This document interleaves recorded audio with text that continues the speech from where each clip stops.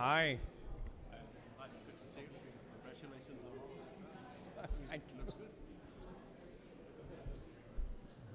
Excellencies, ladies and gentlemen, if I could request you to take your seats, we'll get started.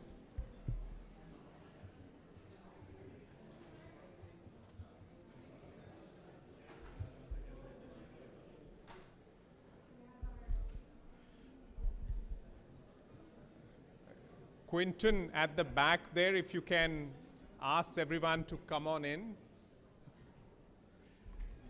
Find a seat. We have some designated seats in the front.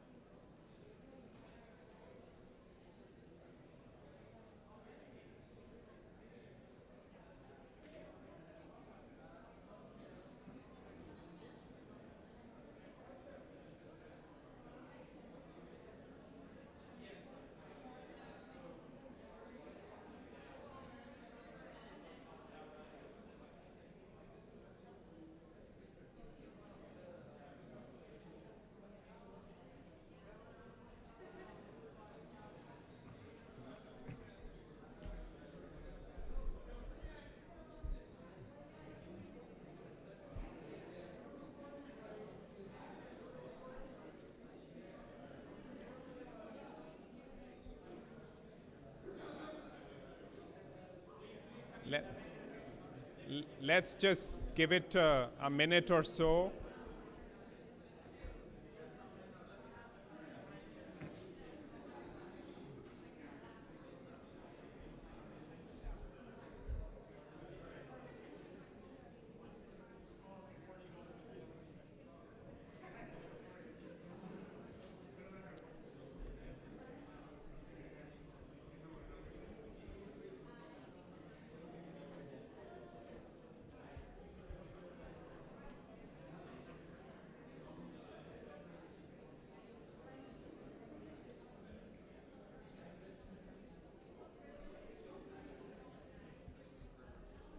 All right, ladies and gentlemen, welcome.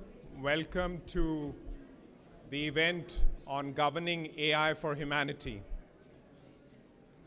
My name is Amandeep Gill. I'm the UN Secretary General's Tech Envoy, and I'll be your host tonight. We've got an exciting set of speakers, distinguished speakers. We've got two panels. And I need your help. I need your cooperation in getting us to the drinks on time. So in the next 1 hour, 25 minutes or so, let's get through our program. And I promise you that if some of you haven't had the opportunity to speak, we will, when we move back to the main hall, when we have the reception, you will be able to climb up the steps and say a few words. So with that hope in your heart, keep your remarks succinct and to the point. The golden number is 90 seconds. So just short of 2 minutes. Some of you are speaking at the outset. Maybe we can go up to 3 minutes. But 90 seconds is the golden number. So without further ado, let me invite to the podium Under Secretary General Policy, Guy Ryder, who will make some introductory remarks. Guy was the Director General of the International Labour Organization earlier and has had a long and distinguished career in public service as an international civil servant. And in his current role, he is the conductor of the orchestra on the Summit of the Future, the common agenda of the Secretary General, of which the Global Digital Compact and the important issue of AI governance are parts. Guy, please, welcome.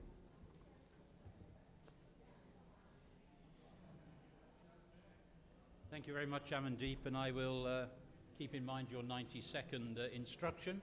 My job is a rather simple one. It is to welcome all participants to this important event, to express also appreciation to the Patrick McGovern Foundation for its support for bringing us all together this evening.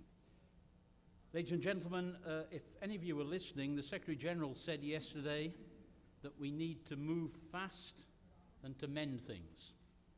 And he also recalled that when in 2017, when he addressed the General Assembly in the same way as he did yesterday, he mentioned artificial intelligence, and a grand total of 2 global leaders in their own speeches mentioned it. So clearly it didn't strike a chord in 2017.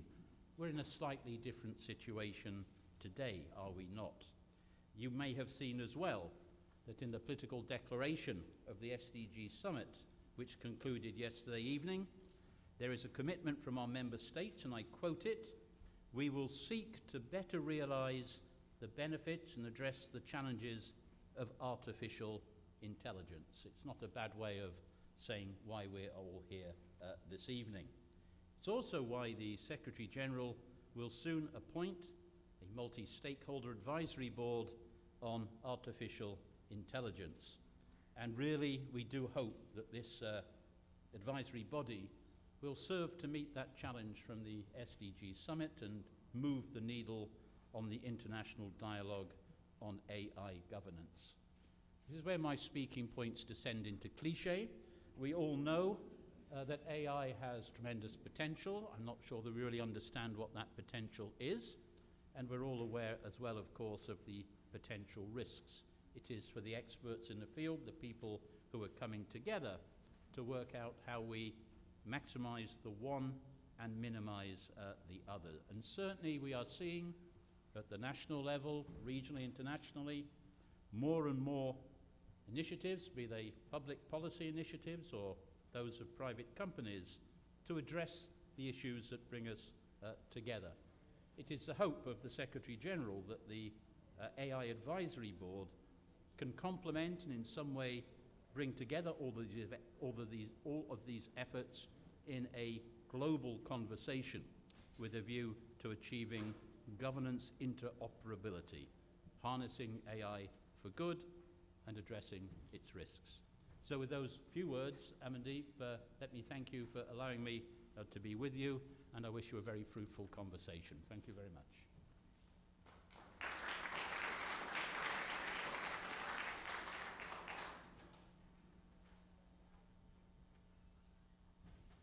Thank you very much, Guy Ryder. So with those introductory remarks, we turn to our program.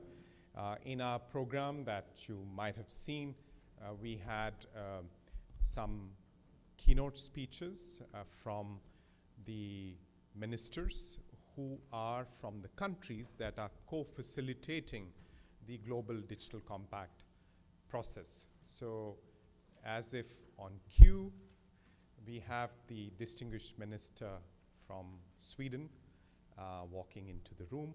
And may I request you, Minister, after you've settled down, to come to the podium and please share your share your thoughts. Perfect timing, yes.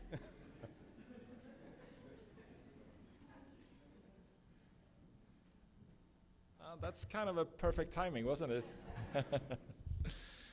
So, Special Envoy Mr. Amandeep Singh Gill, Your Excellency, Minister Ingeborg, friends from the private sector and civil society, Excellencies, ladies and gentlemen. It's a true pleasure to be here tonight for this important event. And thank you to the Office of the Secretary General's Envoy on Technology for organizing. So, as all of you are aware of, new emerging technologies and products such as artificial intelligence, quantum computers, biotechnology will improve people's living conditions. At the same time, there are also risks. So the control over new technology has geopolitical dimensions, and it is important for national and also for global security. Here, We believe that Sweden can play a central role as a strong research nation and also as a world-class high-tech country. Artificial intelligence truly has enormous transformative potential and is likely to, very soon, affect almost every aspect of our lives. It offers unprecedented possibilities, including to accelerate our efforts to prevent climate change, to improve global health, and on the implementation of the Sustainable Development Goals. At the same time, there is always also a balance to be struck between supporting innovation and addressing risks. So a responsible, risk-based, and human-centric approach is necessary for secure, trustworthy AI. At the same time, regulation should not be more extensive than needed and secure an environment that is conducive to entrepreneurship. In the European Union, as you know, negotiations on these issues are ongoing in the form of the EU AI Act. On a national level, Sweden has work underway to make sure that we strengthen education to meet the future needs, build trust in the AI systems, stimulate innovation, utilize AI in the public sector, support entrepreneurship, accelerate the integration of AI in business, and more. In this major transformation, a readiness for change and reskilling will be key. So this fast-moving development entails both opportunities and challenges for international security, human rights, and international law, of course. AI, we believe, can be used to strengthen democratic governance, but it can also boost attempts to undermine it. So we need to have an open and an enlightened global conversation on how we can harness these new technologies for the benefit of all, but also to mitigate the risks. The United Nations has a very important role in shaping a necessary global vision based on the foundation of human rights and international law, and will play an important role in the global efforts to harness AI. I welcome the Secretary General's high-level advisory board. We look forward to the outcome of their work. A fundamental success factor, we believe, is the inclusion of the private sector, academia, and also the civil society. And we therefore welcome the aim to ensure the broad representation within the board. We need to ensure that the opportunities of digitalization, of emerging technologies are available to all. So investing in the digital ecosystems of developing countries, in infrastructure, capacity, education, human rights online, etc., will eventually benefit us all. And there is also a need to bridge the digital divide between women and men, girls and boys. Together with Rwanda, Sweden is co-facilitating the process in the General Assembly of developing this global digital compact with member states and stakeholders to shape a shared vision of digital cooperation as envisioned in the Secretary General's report, Our Common Agenda. And let me also underline the importance of having an inclusive, transparent, and a meaningful process. During the consultations held so far, AI has emerged as a key issue for a global digital compact, and in this context, also HLab on AI's coming contributions and recommendations can come to play a very vital role. Thank you very much.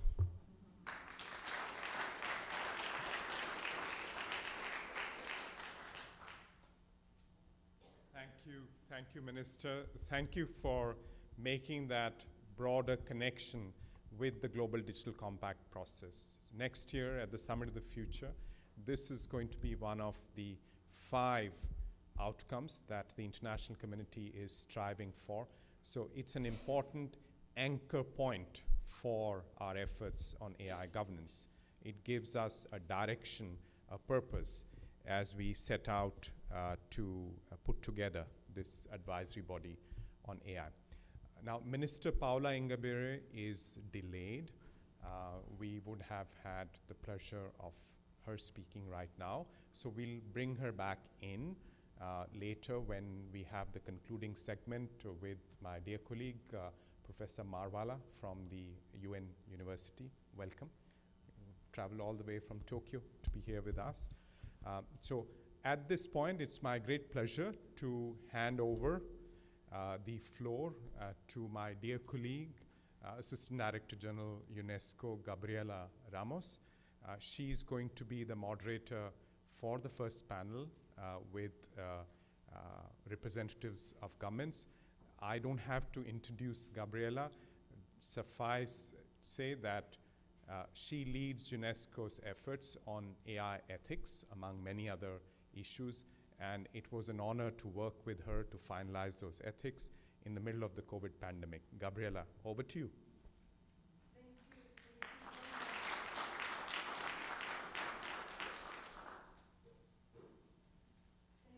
Deep and hello everybody, great to see you all. It's just amazing. Whenever Amandeep calls, we all come, so that's great. Thank you, dear Guy, for your comments and all of you. Let me just call the ministers that I am going to moderate, so you can please come here. First, Eisen Echeverri, Minister from Science, Technology, Knowledge and Innovation from Chile. I will welcome.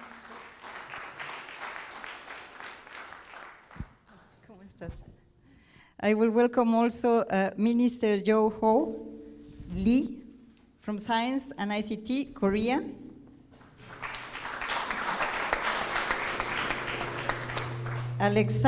Minister Alexandra von Huffelen from the Netherlands. And Omar Al-Olama from United Arab Emirates. So thank you so much. And we have this impossible task to finish in 35 minutes, no, Amandeep?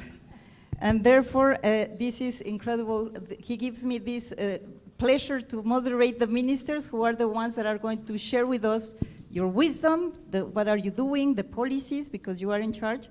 But we have 35 minutes, and I also have in the first row some of my friends that we also need to call at some point. As Amandeep mentioned and Undersecretary Ryder mentioned too, the UN system and Secretary General are really upscaling the efforts to frame these technologies in a positive manner.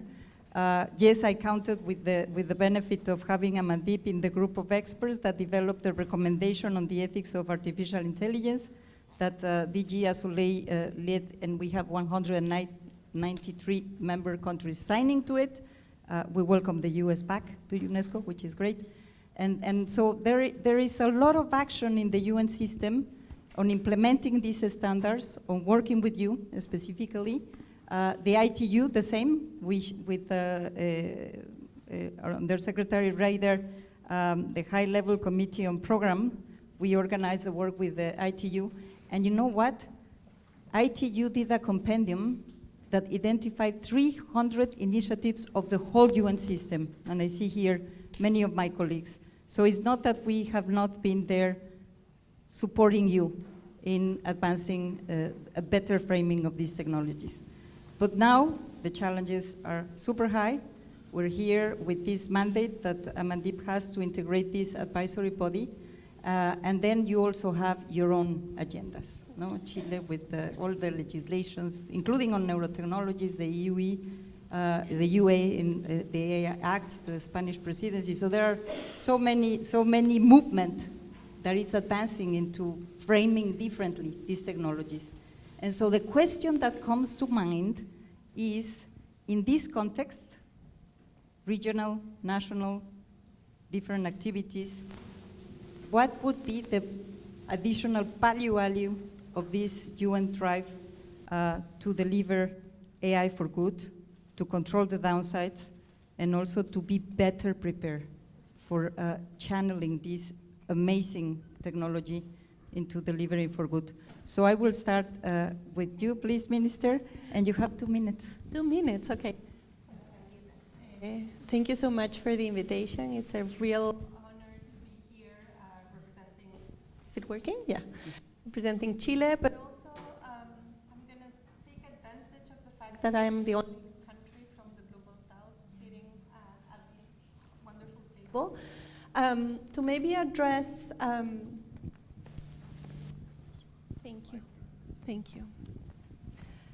Some of the challenges that Gabriela raised on her presentation, we are seeing how different frameworks are arising around the world, what UNESCO is doing, what OECD is doing, the European Union, and now we hope United Nations as well.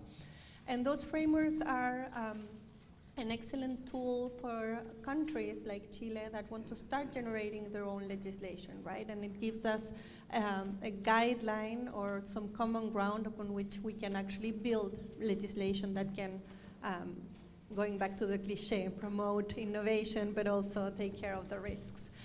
But I guess in order to provoke also a conversation, one of the questions we have in Chile is how we can use those frameworks to promote the capacities in our countries as well. It's not just about connectivity, it's not just about infrastructure, but it's also about the data. And if we don't have the data that is needed to have our countries where the language, culture, the different histories that we come from that are represented in the development and deployment of artificial intelligence, we are going to miss an enormous opportunity, an opportunity to actually close the digital gap that we have.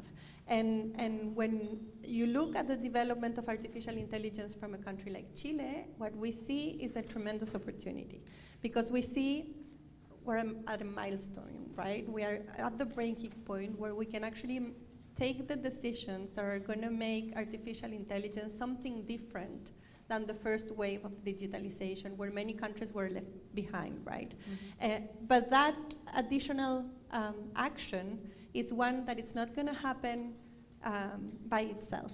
We need to coordinate better. We need to have multilateral spaces where we can have these discussions and have them not only from the regulatory perspective, but also from the capacity creation perspective. And that's crucial, and that is something that we as a country strongly believe that United Nations could help with that. I think. Okay, 2 minutes. Thank you so much. No, and I completely agree with you. I think when we have half of the world not having access to stable internet connections, it creates a problem. Minister Lee? Concerning digital technologies like AI, some countries prioritize ensuring safety through regulation, while others prioritize expanding user welfare through autonomous innovation. But the case for the UN is different. The values that the UN pursue are well reflected in the United Nations Sustainable Development Goals. Under the slogan, "Leave no one behind," the UN SDGs provide direction and goals for humanity in terms of the people, planet, and prosperity, peace, and partnership. And I believe that implementing these values in the digital domain is what the Global Digital Compact is all about. In line with this international approach, Korea continues its ongoing effort to promote innovation in digital technologies like AI, while working toward establishing digital norms that can mitigate their side effects. By announcing the New York initiative in last September and the Paris initiative in June this year, the Korean president has consistently emphasized the importance of international cooperation in diagnosing and responding to the era of deepening digitalization that we live in. And in the process of navigating for and establishing new digital norms, the Korean government aims to establish the Digital Bill of Rights in the form of a charter, which presents a future model that the global community can collectively pursue. To achieve this, we are planning to develop the principles and the standards that everyone can use.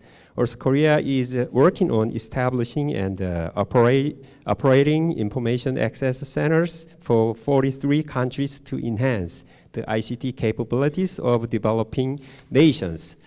Recently, Korea embarked on a $30 million digital innovation flagship project in ASEAN to bridge the digital divide and ensure fair digital access among nations. This is one example of our substantial support for realizing the UN SDGs to ensure that no one is left behind. I think we In- will give you the rest. Let's move with Minister. All right, Please. sorry. Yes, and I give you this back, Minister. Okay, thank you. Minister. Yeah, thank you very much. So I'll try to make it as brief as possible because, you know, loads have been said this week. I think I'm only here today, but also today about the opportunities and risks that AI can bring us, also to reach the Sustainable Development Goals. But that can only be true if we're really looking at the Sustainable Development Goals from this idea of not putting technology first, but the goals first, right? Because we all subscribe to the goals and we believe that we need this human-centric approach to making sure that AI is going to work. And then, of course, the question that we are basically trying to answer maybe this week is not only what is good or bad about AI, because we know what the opportunities are, we know the threats, we know that we do not know all of it, but basically what could the UN bring to the table? Because we have had discussions, we're having discussions within the EU, within the G7, within the G20. We're talking together about, you know, what can we do to make sure that everybody is going to profit from that. And I believe that the UN has a big role to play because the UN is rooted in principles and these principles are being operationalized daily. We have a global reach, which is very important. It's going further than all of the other bodies. And of course, it is a global body that actually can convene countries, right? So this is what I believe is important. But then we have this, of course, advisory board that you're setting up, but I have some of the things that I would like this advisory board to do. And that is work on global minimum standards. So see how we can, for instance, look at banned applications, things that we do not like, things that we don't want to do, and prevent a race to the bottom in AI, first. Secondly, to make sure that we come to some kind of regulatory alignment and enforcement. Because we're now, all of us are working on regulation in all kinds of ways and sorts of things to do, so let's work on that. Thirdly, work on joint research. Because I believe also, you know, the example that we are seeing that the IPCC is doing in climate change is something that I really like to do or to have also in AI. Have all the parties together, think of, you know, what is it actually, what does it bring us, what are the risks, what should we do? Then the other thing that I like very much also to work on is transparency and responsibility on it. You know, make open registries, something also that the UN can work on. Validation and certification is also a point, and not in the least a rapid response mechanism, because we're talking also about very, very, you know, risks that are already there or that we believe could be there very soon. We're looking at elections that are coming up next year here in the US, in the EU, but also in other countries, but having a kind of rapid response mechanism that can help us, apart from, you know, trying to figure out regulation together, see how we can support each other on a scientific basis, would be the things that I would believe are important. And so, yeah, that's... Minister, it's incredible because you answer the first and the second question. Good. So you are going to be the I'm last ahead of word time. when we finish. Yeah. But because the second question is the priorities, and you have now a fantastic list that the minister just charted the path there. Minister, your 2 minutes.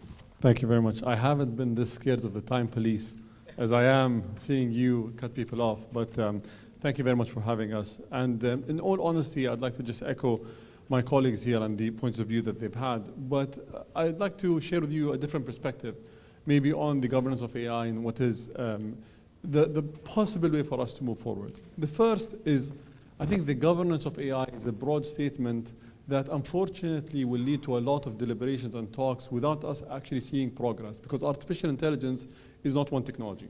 And the utilities of AI are not uniform across the different use cases. As I mentioned to some people that I've met today, artificial intelligence when it comes to self-driving cars is very different to large language models, it's very different to computer vision systems, and we need to look at it with that scope. There are certain principles that need to be agreed upon for the technology broadly, but I think governance needs to happen on the country level. The most important meetings that we are having are the meetings at the UN, because it is the only body that is inclusive, that brings all of us here.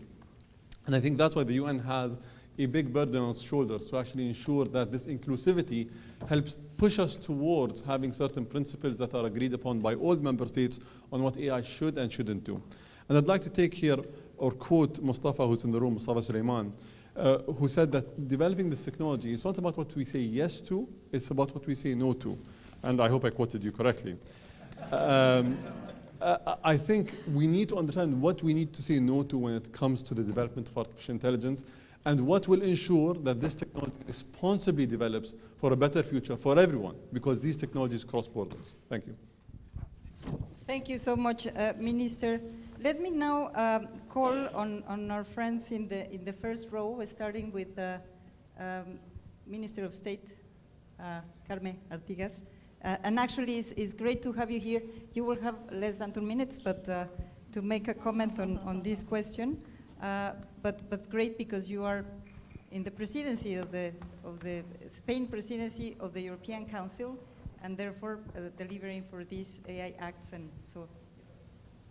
So thank you very much. I think that we have been seeing here is how multilateralism and how multi-stakeholder discussions are now taking place that at the same time. So it used to have a different path, starting with the AI ethical principles of the OCDE. Also, Gabriela, you did a very important job at UNESCO. Also Chile with the neural rights, Korea with the rights, the design principles on metaverse. In Europe, we are leading the AI Act with ministers like Alexander. Arab Emirates on the scientific research are doing important steps. But I think that shows that now is the time when all these conversations must converge. The industry has also started the conversations, more a self-censored approach or voluntary commitments, but I think the public institutions need to converge all these conversations. This is the right place, and I think that need to be converged under the UN umbrella. So I think we should come here with two clear objectives. One, find a mandate to govern AI globally, and ensure that AI is for good, that we are promoting, I would say, the positive uses of AI in favor of people, in favor of society, in favor of the environment. And when we're talking about a mandate for AI governments, doesn't mean that we need to have a unique law, the same law everywhere, or a complex bureaucratic scheme. I think we need to find a governance tool. It's more important the what than the how. So the what is, why don't we agree on what are the digital rights that we want to preserve? And then everybody will find a way to make them, we can guarantee them. But I think that's the right place to converge on these discussions. Thank you. Thank you so much.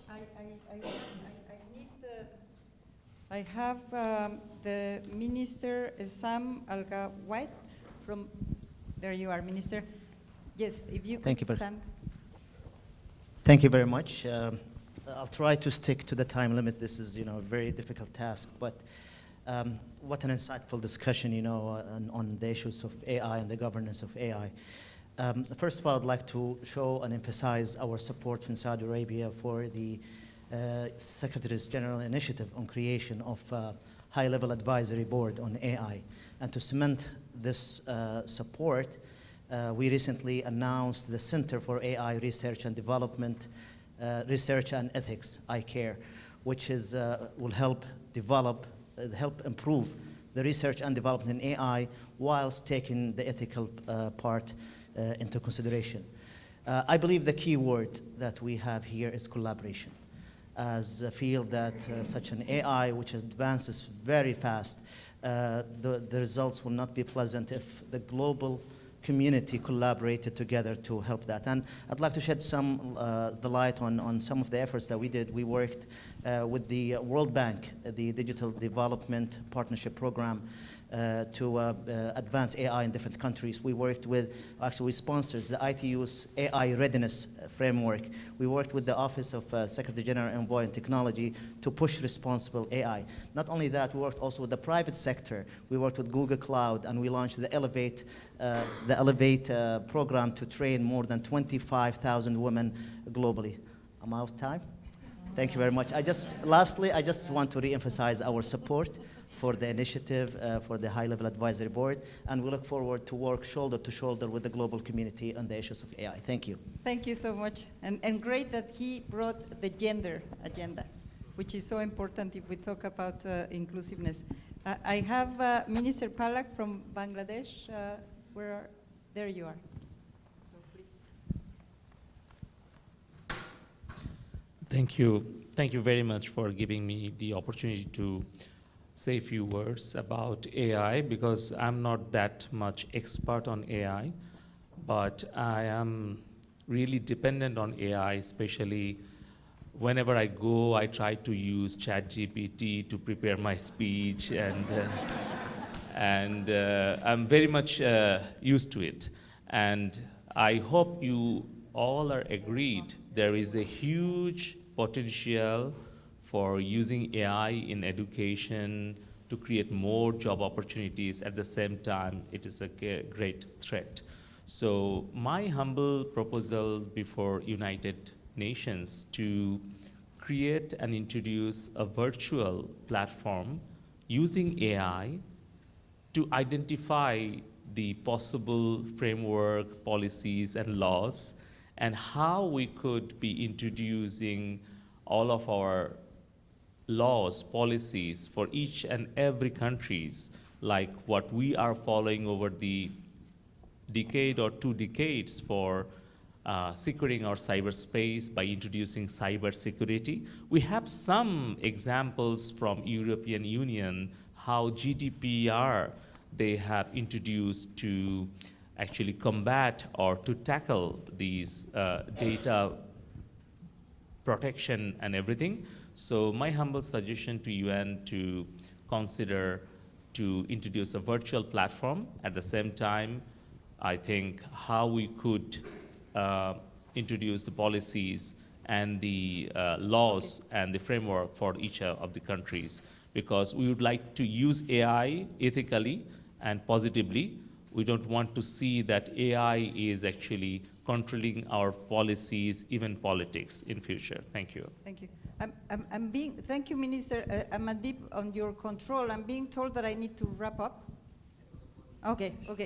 No, because I have 10 more minutes. So please, I still need to call some, and I need you to wrap it up. You are going to be the ones that are going to wrap it up. I have the State Minister of Germany. How can I not give him the floor? So please, Minister. Thank you so much, and thanks for having me. I'd like to make 3 quick comments and try to be very brief. First of all, we all know you mentioned ChatGPT. Now, generative AI is a publicly available good. So what's really key and a priority on the global level with respect to the UN? I believe it's a strong human rights agenda when it comes to AI. It's about structures, the Global Digital Compact, the High-Level Advisory Board. Germany is a staunch supporter of both of it. Second, and that refers to my Spanish colleague, when we are coming to the European level, you're absolutely right. We have to discuss, we as politicians like to regulate things, like to draft legislation, but we have to talk about the what and the how. Can we regulate algorithms? I doubt. Can we regulate applications? I believe it's necessary. And last but not least, it's not only, my dear colleagues, about regulation or drafting legislation. It's about the social divide. It's about access, especially of the whole world. So we need to foster private capital. At the same time, we need to support availability to all countries on the planet. I thank you. Thank you so much, Minister, also for being so succinct, but the applications. And now I have the pleasure to call my dear friend Ulrich Knudsen We actually worked for many years together. Thank you so much, Gabriela. Thank you, Guy Ryder. Thank you, Amandeep Gill. I mean, what a team you've put together here at the UN. If this is about humanity, I think humanity is in safe hands. I'm an optimist. Look, if I'm going to cut through all the cliches, my main message here today is that everything we do at the OECD, we want to put that at the disposal of this UN Advisory Board. I think, as Karma said, that there's going to be different spheres of regulation here. She's working on the EU AI Act. We are working at stuff at the OECD. You have your task, but the one that's really indispensable is the global multilateral track here at the UN. Because if we don't get that kind of interoperability, I think it's going to be very, very difficult to cooperate also on all sorts of other issues in the future. Very, very briefly, they've been referred to already. We have the OECD AI principles from 2019. You were there also when they became the G20 principles in Osaka in 2019. We're going to review them next year. We have an AI policy observatory. We have one network also for experts. We have also an incidents tracker. There's this similarity between chatbots and UN delegates like myself that sometimes we hallucinate. We don't keep track of the hallucinations in this room, but we actually keep track of the hallucinations of generative AI. We are involved together with Gabriela and UNESCO and GPI and others in a global challenge that's going to track also global risks around this. And we also are trying to help the G7 with the Hiroshima process. All of this just to say these tracks have to come together, and there's only one place that it really makes sense to, that is here at the UN. So thank you so much for your leadership. We're ready to support you. Thank you so much, Ulrich, and great to hear the OECD joining forces. Not bad, no? Not a bad companion, they would say. Can I then call the European Commission representative if he's here? There you are.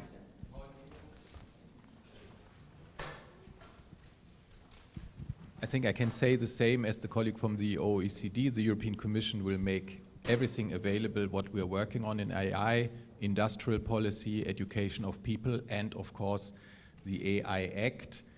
We have moved from ethics of AI, high-level group of ethics, to binding legislation. So I think we have to give a lot, and we recognize that there is some need of, let's say, institutionalization on the level of the UN, some processes of permanence, which work both with opportunities, with equity and distributing opportunities across the world, with solidarity, but also working with the risk. So our president has proposed something like the IPCC. If we think about the IPCC, it was founded in 1988. It was followed up by a binding international agreement in 2014. So we have a long way before us, but I think we need to be ambitious.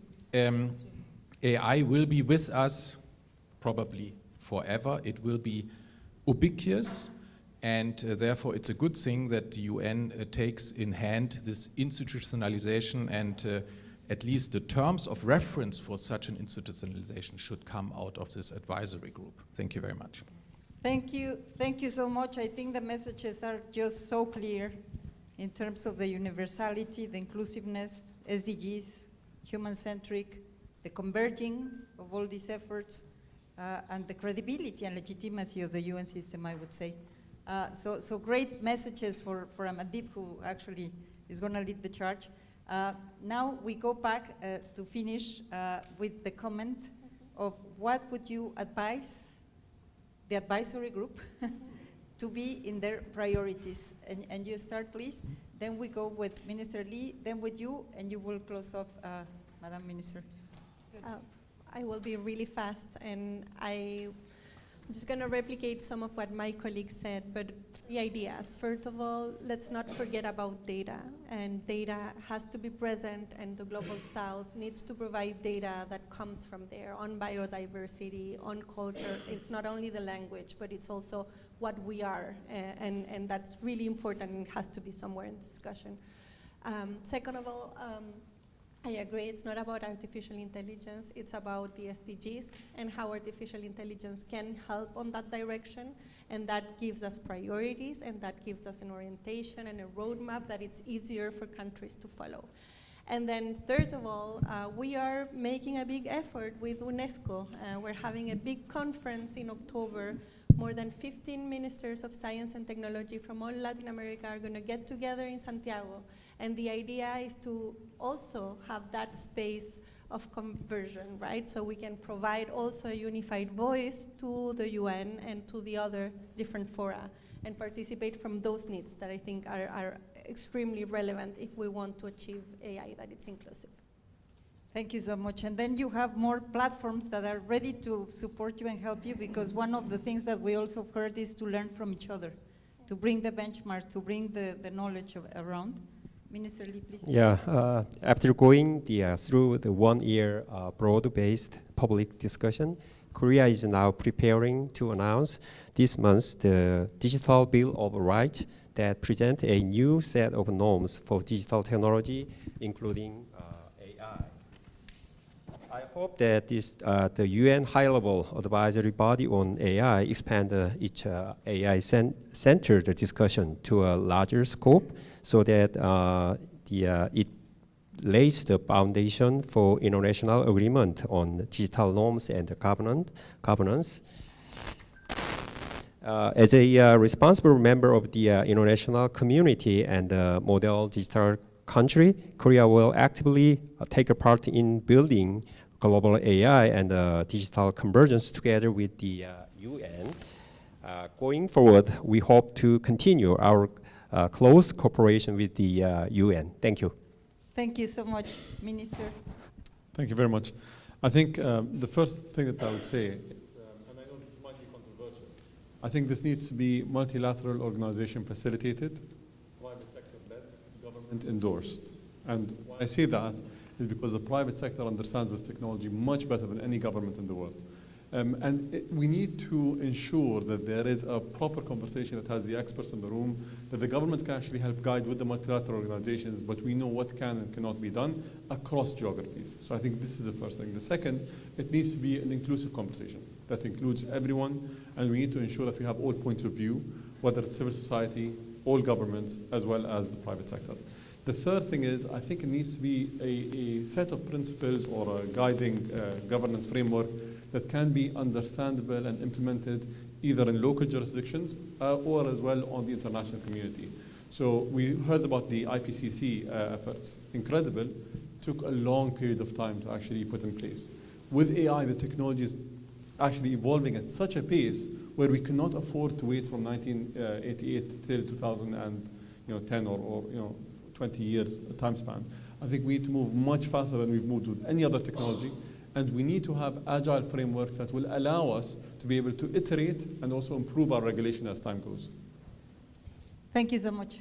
Minister, you have the last word. Yeah, thank you very much. And you asked me to wrap up also a bit, you know, so there's loads of people here that have great knowledge, great ideas, and great plans, either in their own countries or in their own institutions. And I think the one job that the UN now has is to put all that together in a multi-stakeholder setting that can help us to do the things that I would believe are so important, to work on this rapid response team, to make sure that we're going to work on this minimum standards, to see how we can get to regulatory alignment. Because with all the knowledge that we have in the room, with all the efforts that people are doing, we're not there at all, right?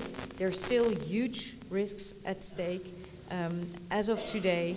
So it's really, as you were saying also, we can't wait for another 20, 30 years. We need to to be much faster. And I believe this is one of our greatest tasks that we need to do now. And yeah, of course, we're looking at UN, but it's just basically all of us, right? It's all of us that have to do it together, because it's not because there is so much risks, but also because there's these great opportunities that we have to achieve the Sustainable Development Goals. They're not going very fast, as we understood, but make sure that they're going to be achieved much faster. So great support for you, Amandeep. So that's amazing. I think that this has been the most interesting moderating role. But at the end, to capture, because there is convergence in the points of view, there is a huge task. I stay with something that is really important. We all have been trying to control the downsides, but we need to create the incentives for AI to help us address our challenges. I think that the more we move the AI technologies towards helping us, the better, because the basic is to control the downsides, and that's what we are trying to do. The good thing is the investments and bringing the countries together. So big applause to the ministers, please.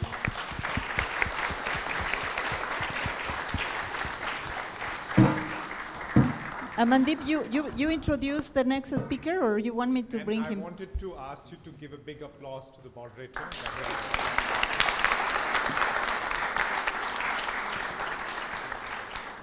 Thank you so much. It's my pleasure now to call to the podium Vilas Thur, President of the Patrick J. McGovern Foundation. And Vilas, you started as a computer scientist some time back. So there was this mention of we need the private sector at the table, we need civil society at the table, and that's Vilas's challenge now. It's so exciting to have the interest that we have today in the advisory body from the private sector, from civil society, and many of you are here, leaders in this domain. You know, you could probably, randomly, if I pick anyone, do a day-long seminar on this. So thank you very much again for being here. Over to Vilas.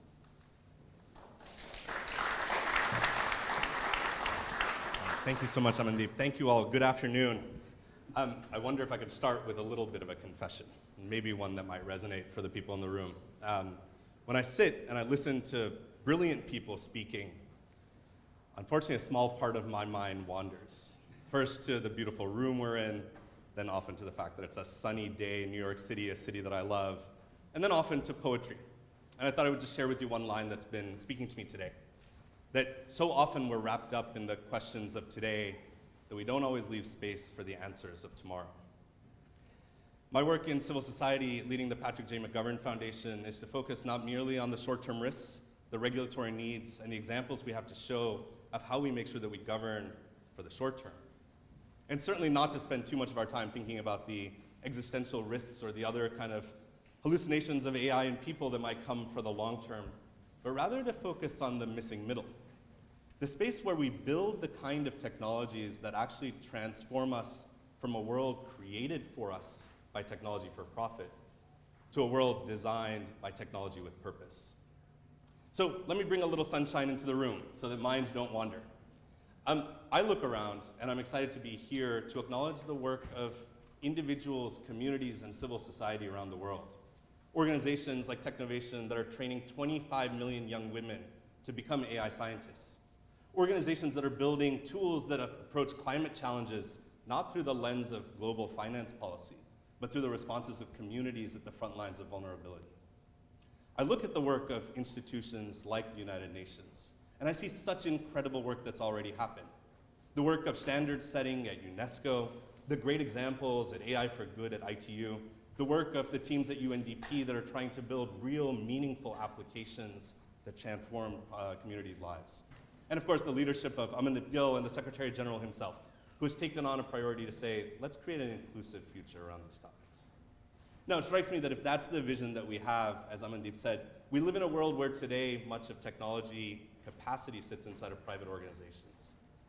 But that's not an inevitability, but rather a matter of design that we've all accepted. So I'd like to welcome a panel here to join us that span the private sector, academia, and civil society. We'll also come to the audience here to ask for folks from civil society and those sectors to speak about their experiences. May I ask our panel to join us? And my pleasure to introduce Professor Virginia Dignam from the Umeå University, Sean Kennedy from Nokia Labs, Mustafa Suleiman from Inflection AI, and Yi Zheng, Professor of Brain-Inspired AI at the Chinese Academy of Sciences. Please give me a round of applause for these wonderful speakers.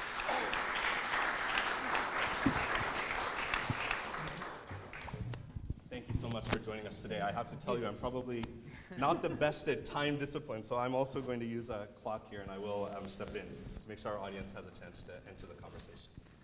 But I'd love to start with a question that focuses on your perspectives from the unique vantage points you each have, on how we broaden technological capacity, certainly, but also center community voices in design whether from a private sector perspective, from the technical capacity you have in your academic institutions, or in participation and engagement with civil society. Perhaps, Professor Dignam, we'll start with you to enter into the conversation and give us a few minutes of your thoughts. Thank you. Thank you very much for inviting me. Maybe one of the issues that we have not spoke too much yet today is the issue of interdisciplinarity.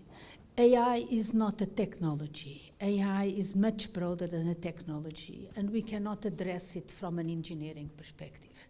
Engineers, and I'm an engineer, so we are very much trained to know how to solve problems. We don't are trained to think about why is it a problem, or how is this problem impacting society or the environment in general. So I think that one of the issues that we really need also to bring into the conversation is the fact that we need to broaden up also the disciplinary the inclusion of different disciplines, so inclusion also at the level of disciplines in which we look at AI much more from a broader perspective than just a technology in itself. It is not a technology. The way it is impacting the world, the way it is affecting our lives, it needs to be addressed in a different way than just engineering a solution for something that might have been a problem yesterday, but it's past already from now.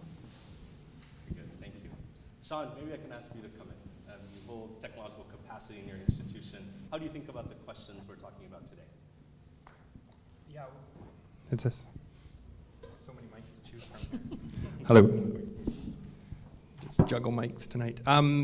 Yeah, actually, I'm very grateful to be in the room here, actually, as a European organization from Nokia and from Bell Labs, which is, of course, incredibly storied, and we've been studying machine learning and artificial intelligence for a long time. And I think what's important to recognize is that AI is not like November last year, like when AI came, right? AI has been transforming our industry and helping us to think about how we deal with the challenges of complexity going forward, and has been for a long time. And so when we think about the challenges facing AI, I think it's important to understand the scope, definitions that we were talking about, like the different categories of AI, but that it's already here, it's super integral to everything that we do, and that we're already facing these challenges. And I agree wholeheartedly with you that what we need now is engagement across communities, because we're well aware of the risks of artificial intelligence and machine learning. We're well aware of the problems if we abuse the trust of using these tools, of using these data, and using these techniques. And we've been actively working to not engage just at the highest level, but to ask the question, how do I engage the stakeholders of AI, like right at the bottom, so that when that engineer, that mathematician or whoever sits down with these tools to develop something for good, they actually have the tools they need to build responsible AI first, right? There is no AI without responsibility. I think that's how we can summarize lots of what's been said here. And it's not going to work if we just kind of put something at the end and say this is the goal. We need to have it at the grassroots, so the undergrad students, everyone who's developing this AI understands the complexities of these things and how they can act better and build better technology for all of us. Thanks, Sean. Mustafa, I'm going to ask you to jump into this conversation. I might ask you to also address, a lot of the conversations we have are still kind of up here, right? What do we learn as we actually build products that advises the policy conversation we should have? I'm sort of less concerned about the access issues. I think that this is the fastest growing technology in history. It's spreading like nothing we've ever seen before. And I think on its current trajectory, we're likely to see billions of people get access faster than even smartphones or laptops. So I think assume that is the case and instead focus pragmatically on a different problem, which is that this technology is primarily developed by a very small number of for-profit companies which are closed and largely inaccessible and non-transparent to everybody here, albeit somewhat subject to regulation in their local countries. I think that we've got to focus on the proposals that have already been floated around an IPCC. I would strongly endorse this with a subtle adjustment. Rather than it being an intergovernmental panel, I think it needs to be a multi-stakeholder panel. And I think to be very pragmatic about it, we should pull the tech companies into the regulatory process immediately rather than waiting to figure out the details of the regulation right now. Have them as an actor at the table. They're already, practically speaking, making the decisions on a daily basis about what data is included, which languages the models are capable of using, what modalities are being developed next. And then we can focus on the nearer term. You mentioned the longer term, and I really appreciate that, because what's coming is really far more dramatic than I think most people have internalized today. And I think there'll be a moment where we do actually have to regulate capabilities, not just applications. I totally support it, and I'm very excited by the EU AI Act, the risk-based model, the application-based model. But in the next 5 years or so, we'll have to focus on fundamental capabilities that we will be able to quantify, that will be independent of an application. For example, recursive self-improvement is a specific capability, a technical set of methods, which basically means that AI has the potential to improve its own code independent of human oversight. A second capability would be autonomy. If a model developer is explicitly trying to engineer autonomy into the model, that's a very concerning, in my opinion, capability that we should still experiment with, but it should be licensed and much more closely regulated than the other sort of capabilities that have already been developed. And so pragmatically speaking, I would focus on a regulatory effort that pulls the companies into the process immediately. Professor Zeng, I'd love to come to you. It's certainly a model that we've seen where technology companies hold this capacity in some parts of the world. How do you think about broad-based technological capacity? Well, actually, maybe I would like to talk in a more academic way to tackle about the problem for governing AI. I think the role of academic researchers is really essential in the global governance of AI, especially for the advisory body, in many ways, actually. So first is that we need to bring a more scientific bridge to collect all the efforts all together. That is that you have to connect all the requirements and concerns from different stakeholders in a more scientific way. What I mean by scientific is that it has to be very detailed and specific. One example is that when someone said that, okay, maybe as technical researchers, we need to make AI everywhere. Well, I think for me, it's a really silly, idea, because I'm from technical AI, that you want it, of course, if you have many benefits, of course, you want it AI everywhere. But when we were working together with Amandeep and also Gabriela talking about the UNESCO global recommendation, we were talking about, proportionalities. We don't need AI everywhere. I would like to say, as a technical AI researcher, that we need proportionalities. We don't need AI everywhere. We need them in a very appropriate way to be involved into the society. When talking about generative AI, is when generative AI was arguing, I suppose, I would suggest, I would like to ask the question, where is the I in the technical AI models? It's an information processing machine. There's no I. It's not a responsible agent. So we're not delivering the right information in a more scientific way to the world. So this is the question. And as academia, we have to bring these real information and the real world and the real AI to the world. That AI now, it's an information processing machine that seems to be intelligent, but it's not. So we have to actually bring science to make the bridge. My second point is that scientific researchers, we have many responsibilities. Everyone liked the movie of Oppenheimer, but we have many, many things that we can do as AI researchers to make it much, much better compared to, developing nuclear weapons. One of the examples is that for AI, at least we need 100% of the AI systems. They need security, safety, and ethics frameworks. We don't really have an option. So we must bring this, and if you're developing a nuclear weapon, so you don't really have a choice as a scientist that how can you protect humanities. But when you are developing AI systems, you can say that, okay, my AI, that with the security and safety frameworks, that actually we forbid to do many things from the mechanism design point of view. So I think that's when compared to Oppenheimer, we have many choices to make the world much, much better. My third point to make is that my scientists, we cannot create problems for the world. We need to solve problems for the world. When someone said that, okay, now they're getting much, much better. How can we do about this? And scientists said that, okay, maybe we can poison their data. This is really, really shame to do it. So scientists need to do a scientific contribution to the world, not only to the current world, but really to the next generations and their children. Thank you. Help here. No, that's wonderful, Professor Zhang. Thank you. I'm going to give a few people in the room heartburn by the next few words. We're going to go off script for the next question I'm going to ask you.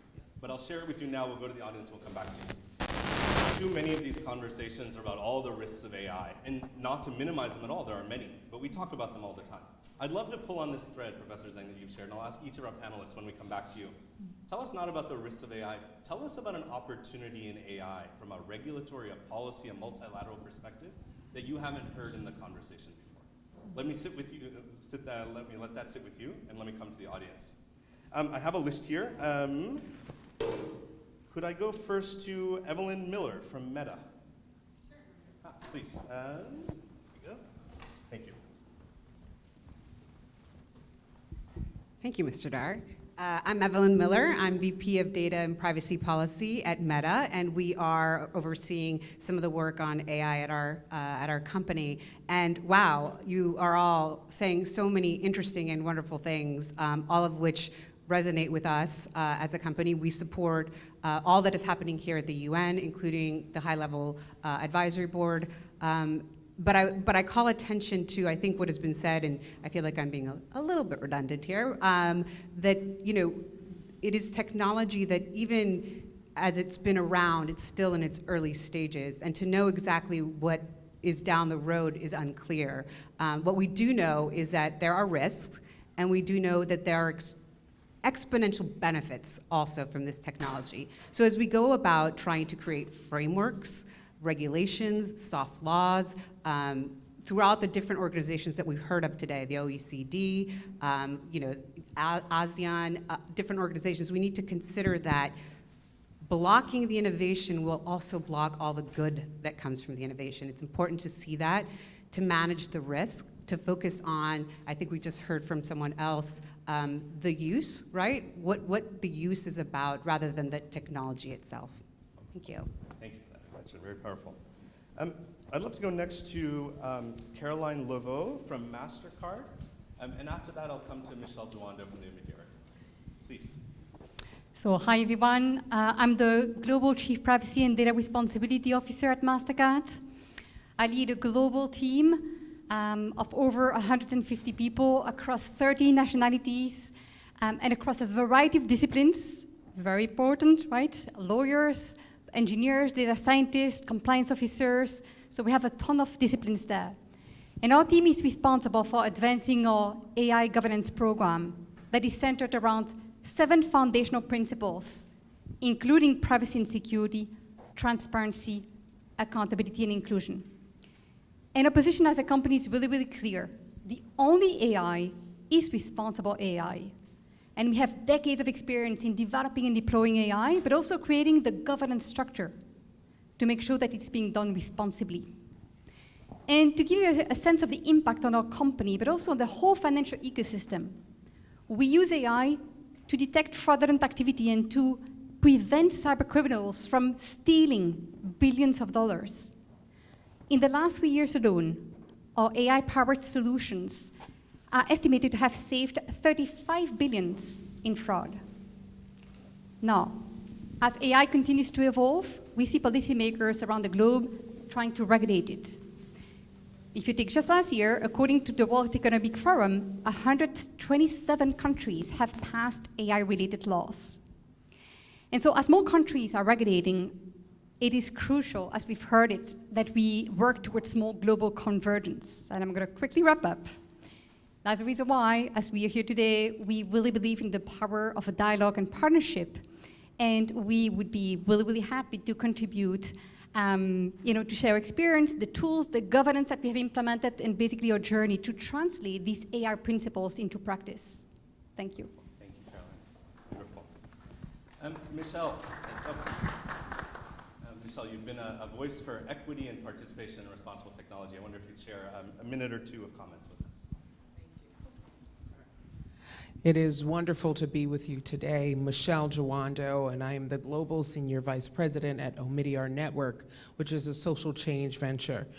As we think about access to AI and various technologies, we know that it will enhance the prosperity for so many. But we also know that these benefits won't be equally distributed for basic reasons like access to internet, having the capability to learn, and having access to machine learning.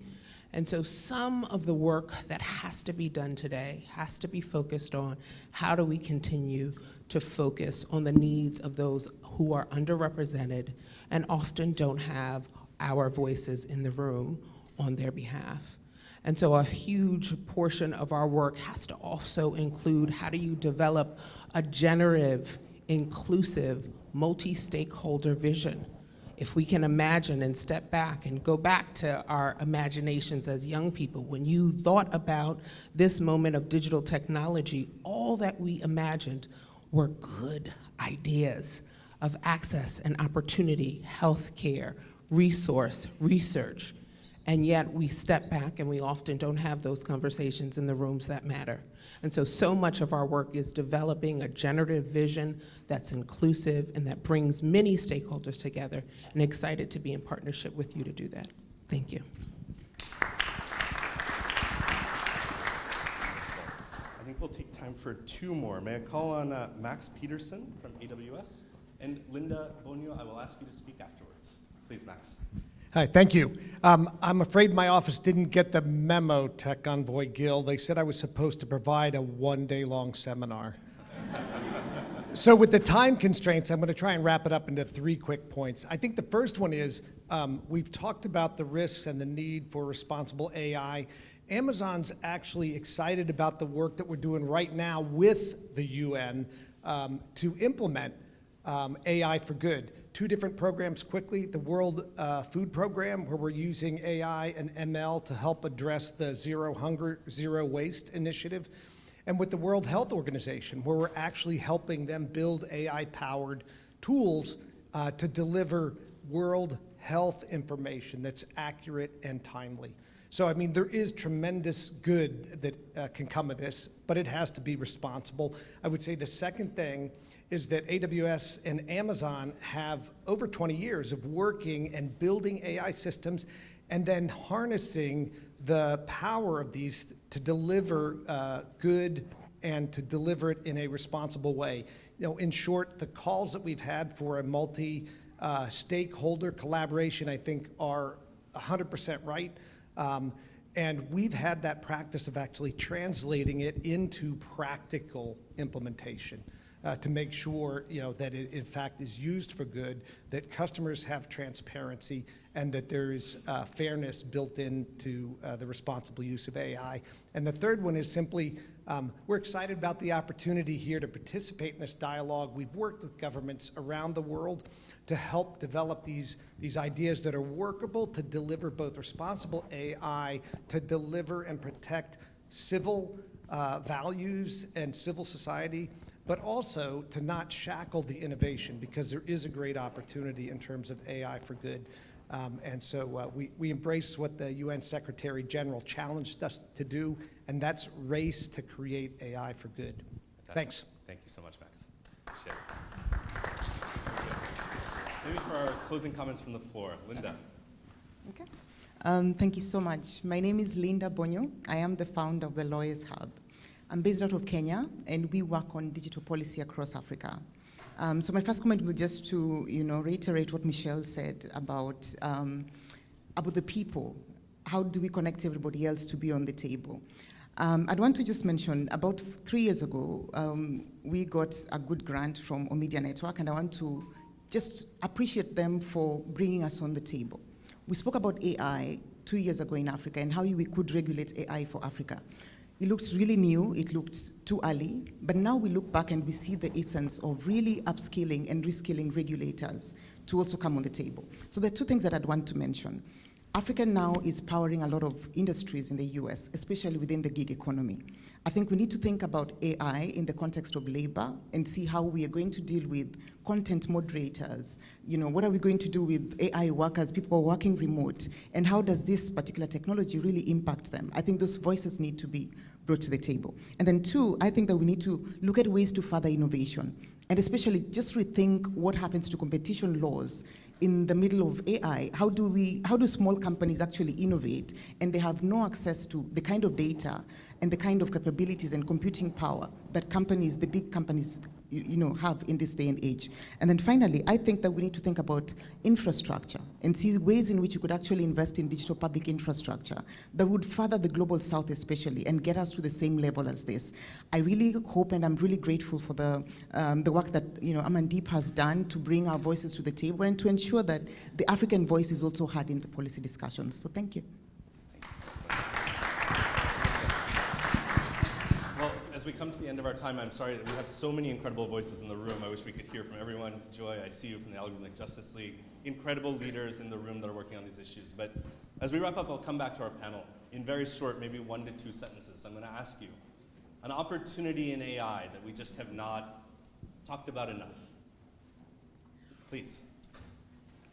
Yeah, so I lead a research lab, and I literally look at opportunity every day. It's super exciting, like the possibilities for change. And I think the complexity of the world's challenges, so just, very basic to us, to networks, and the ability for AI to redesign the network and to meet our sustainability goals for building more environmental networks. The possibilities are really endless, right? And I don't think of actually responsibility or sustainability, like I said, as an end goal or a limitation. In fact, I think it's a competitive advantage, right? If you think about these things early and you integrate them into your process, they lead to differentiated ideas, revolutionary ideas that can really actually change the world. So I'm actually filled with hope for what's down the road here. I think that one of the issues that we need to start thinking about is firstly the need to stop discussing this kind of false dichotomy between innovation and regulation. That is not what is it about. I think the way forward is really to understand that regulation is, if anything, a way to support and to incentivize innovation. What we have at this moment is that we are sitting in a car which has no seat belts, probably no brakes as well, is driven by someone which has no driver's license, and we go down a road in which there are no traffic signs and the rules change as you move. It is not a place where any of us is safe, and there is definitely a case to show that many of us, and especially the minorities and those that are less favorable, are much less safer than all the other ones. So we do need to start looking at innovation from the perspective of the regulatory, the issues that we really want to put forward. What does it mean to have accuracy and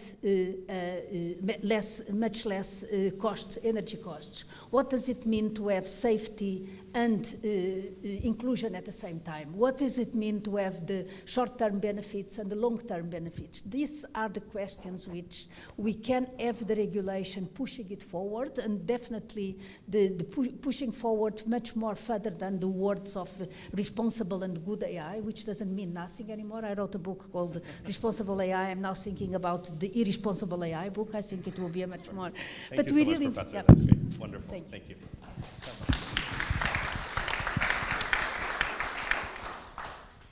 I think the mental model that we have to get accustomed to is not that these models are going to continue to have hallucinations or continue to suffer biases, that actually they're going to get almost perfect. So we should just assume that is coming and regulate in a place where they're actually going to be an incredible tutor, an amazing doctor, a very reliable project manager and chief of staff and assistant for your life. I predict that, I'm betting on that, and I think that it's important that the rest of the world accept that, because there are huge consequences. Somebody mentioned the labor market. That hasn't come up a lot here, but there are huge consequences if that is true, and a lot of us are betting on that. So we're looking for new ideas or things that has been less discussed. One is that we really need to see the future of AI from a more cross-cultural point of view to complement the story of AI for the future. That in many of the Western countries, we see AI as a tool, as an information processing machine. But in more Oriental countries like China, Japan, and Korea, maybe we see future AI as quasi-members or as partners of the society, especially when people are getting to senior age. But in sci-fi, people see AI as enemies for all humanities. So we have a triangle from a more cross-cultural perspective to look at AI. We have to learn from each other about the future visions and different questions that may raise from different perspectives. My final point to make is that I think the role of the UN advisory body, if I can contribute, is that I don't see it as the body to solve all the problems. I see the efforts from advisory body as the pivotal node to weaving a global network of AI governance. Of course, we will and should have some domestic tryings, but we will have problems when actually talking about the interfaces from more domestic efforts. So by that, we need an interconnected, seamless network that can route the right question to the right domestic point to solve the problems. And we also need an interlinking network that can bring us all together.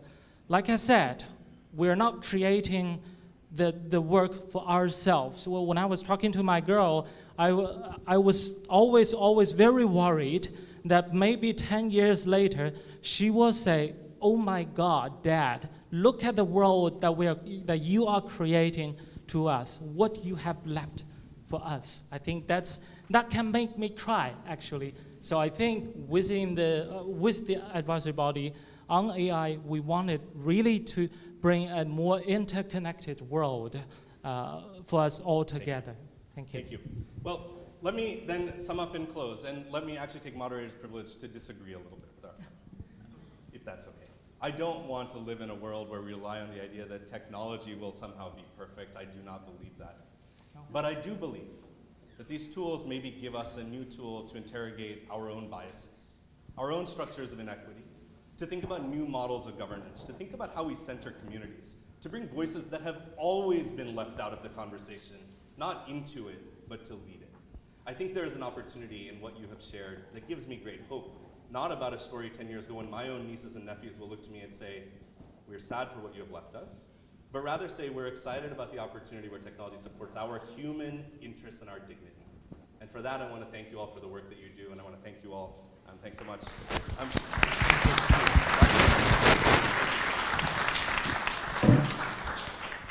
Thank you, Vilas. Thank you to the panelists.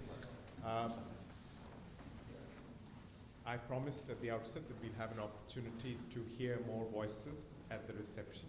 So keep that thought. And I want to request my colleague, Shilitsi Marwala, to come to the podium. Professor Marwala is the rector of the UN University under Secretary General. In his previous life, he led South Africa's effort on bringing together a high-level policy document on the fourth industrial revolution, and he is an AI scientist himself. Over to you. Thank you very much, Amandeep, and good evening. I am not going to speak for a long time because I don't want to be that object that is going to stand between you and the reception. As AI has become firmly entrenched in our societies, there have been a number of key questions that have cropped up, especially this evening. What are the benefits of AI? How do we use AI to advance essential goals such as sustainable development? How do we govern this rapidly evolving and emerging field? How do we center humanity in this shift? And how do we democratize this technology? As Luciano Floridi stated in 2018, the digital revolution transforms our views about values and their priorities, good behavior, and what sort of innovation is not only sustainable, but also socially preferable. And governing all this has now become a fundamental issue.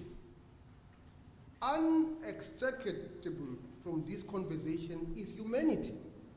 Over the course of this evening, the convergence of governance, AI, and humanity has been apparent. We are no longer viewing AI as an exciting new possibility far into the future, but rather as a new frontier unfolding before our very own eyes. As Kate Jones outlines, human rights are central to what it means to be human. They were drafted and agreed with well-led popular support to define freedoms and entitlements that will allow every human being to live a life of liberty and dignity. AI, its systems, and its processes have the potential to alter the human experience fundamentally. But many sets of AI governance principles produced by companies, governments, civil society, and international organizations do not mention human rights at all. This is an error that requires urgent correction. This is the very crux of our work to ensure that the melding of these worlds that are often erroneously viewed as separate and distinct are addressed. Of course, as I speak to you, I'm mindful that there is a caveat often unspoken. In governing AI for humanity, it is essential to ensure that we are taking all of humanity into account. In other words, are we ensuring that these systems and structures are not only sustainable but also inclusive and equitable? Are we doing enough to combat bias, discrimination, and challenges of access? And of course, somebody was talking about access in the global south, especially the African continent where I come from. Is this our commitment at every stage and every tier of the development of this technology? Claudia Brand Woody once asserted, inclusivity means not just we are allowed to be there, but we are valued. In exploring governance and AI, we have to commit to the value of all humanity. Without this in mind, we are simply not living up to the task. This roundtable has been an important exercise in understanding how we realize equity and inclusivity alongside sustainability. And of course, there's always the principle of profit maximization that is always lacking at the center of all this. As we continue to chart a way forward, let us do it for humanity, all of humanity. The high-level advisory board on AI that Amandeep, you are spearheading to finalize, has a huge global responsibility ahead. Of course, it's not going to solve all the problems, but it is going to be an important piece of the puzzle as we navigate this very complex terrain. Thank you very much.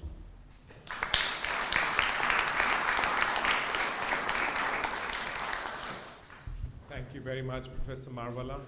And allow me now to invite you all to the reception outside, where we will begin the ceremony. Please, you can help yourself to drinks, but we'll begin the reception with remarks from Minister Paula Ingabire from Rwanda, who's just joined us. Welcome, Minister.